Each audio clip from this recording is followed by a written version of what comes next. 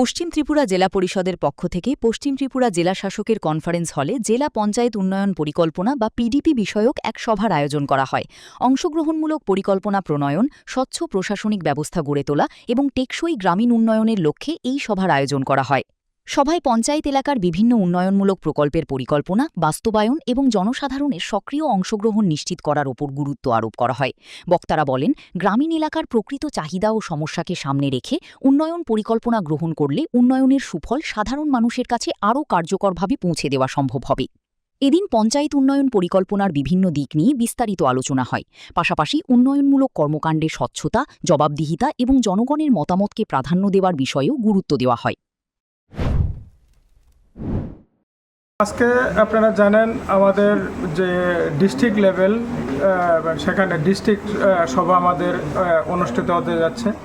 আমাদের পশ্চিম ত্রিপুরা জেলা পরিষদের অন্তর্গত আমাদের যতগুলি লাইন ডিপার্টমেন্ট আছে, যাদেরকে নিয়ে আমরা কাজ করি, তাদেরকে নিয়ে আজকে আমাদের প্রথম ডিস্ট্রিক্ট সভা আমাদের এই জেলা শাসকের কনফারেন্স হলে অনুষ্ঠিত হচ্ছে।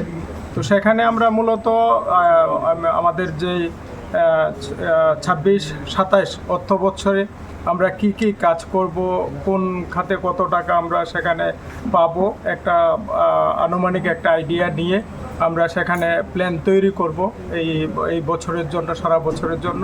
তো সেখানে বিভিন্ন লাইন ডিপার্টমেন্ট যেগুলি আছে সেইগুলি কি কাজ করবে তারও একটা রূপরেখা সেখানে দেবে। তো সেটার আজকে আমাদের প্রথম মিটিং।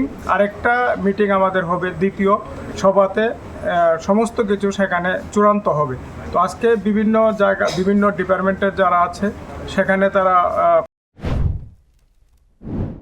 সভায় উপস্থিত অতিথি ও আধিকারিকরা আশা প্রকাশ করেন, এই ধরনের পরিকল্পনা ও সমন্বিত উদ্যোগের মাধ্যমে পশ্চিম ত্রিপুরার গ্রামীণ এলাকার সার্বিক উন্নয়ন আরও ত্বরান্বিত হবে এবং জনকল্যাণমূলক প্রকল্পগুলির বাস্তবায়ন আরও ফলপ্রসূ হয়ে উঠবে। Bureau report, news now.